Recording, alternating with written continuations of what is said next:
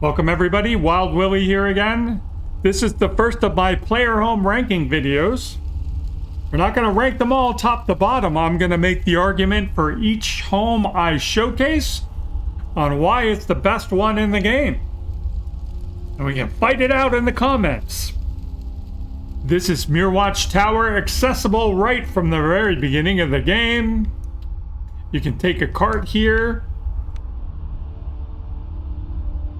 All you have to do is get over to Whiterun Stables and just short cart ride away. Close to Morthal, and then you just need to head east. A little one of those centipede dudes outside spitting poison. And then you need to solve the mystery, which is basically casting a fire incantation on the seal in the front of this place. Let's go downstairs.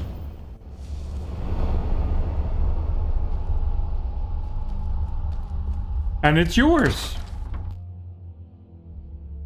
So easy to get to right at the beginning of the game. Very simple quest. Cast fire there, wait for the little magic rabbit to run over here and light the thing, and it's yours. Architecturally pleasant. That's actually where the magic all happens, up there.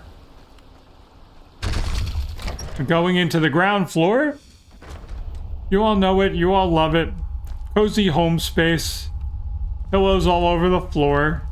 Got the nice functional fireplace, just kidding.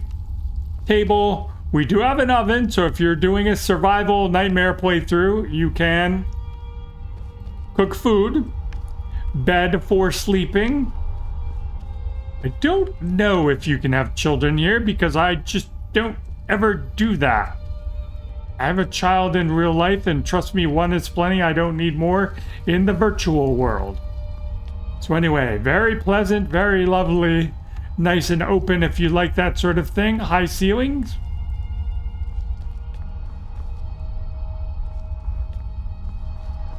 And then we go up or down. You never know which one. I figure it's up because that's on the front.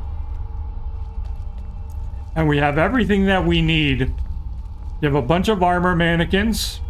1, 2, 3, 4, 5, 6. And then you're going to have 6 more on the other side. 1, 2, 3, 4, 5, 6. So total of 12.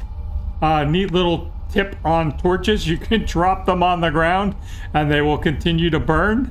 Makes for a nice lighting source because otherwise it's kind of dark and hard to see your armor sets in here. What have I got on here? Orcish plate. Lovely. Okay, so moving right along, we have our enchanting table. I like that they have storage next to it and within it, so you can put your enchanting stuff here. Even have a strong box up there. Some goodies that you can grab when you first come into the place. Nothing super great. Over here, my favorite, the alchemy table. There's a bunch of stuff here, both materials and potions that you can sell for some instant gold septums. Again, another little strong box, a barrel, and a sack. And another sack that you can use to store your alchemy ingredients. You see I've started collecting stuff in here.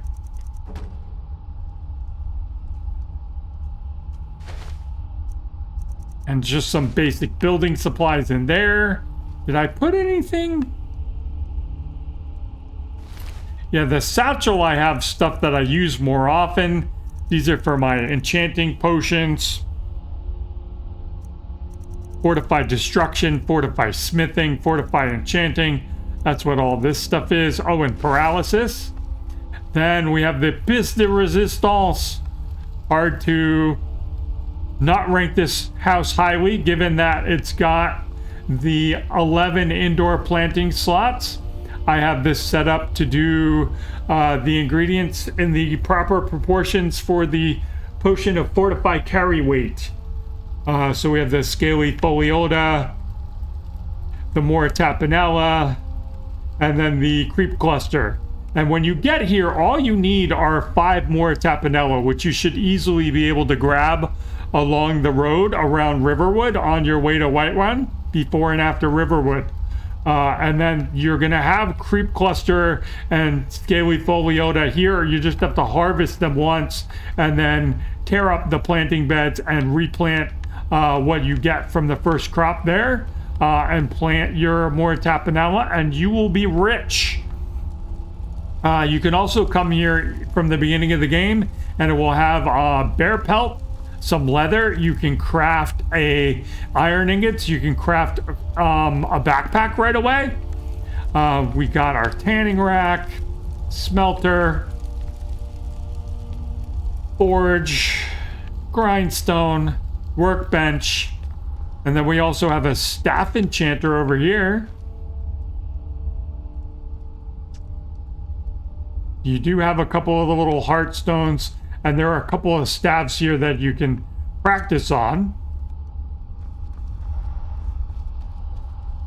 And then, more importantly for my collector guys and girls out there, I have Dragon's Oath and Akatosh's Talon. Those are the Battle of the Champion weapons that I typically have set up over here. I know I have the Imperial armor here. A good grab from the beginning of the game. Got some Nordic. Probably more Nordic. Need to bring some torches over here so you can see. Starting on the ebony, I'm at level 99 smithing. Haven't really started kitting anything out.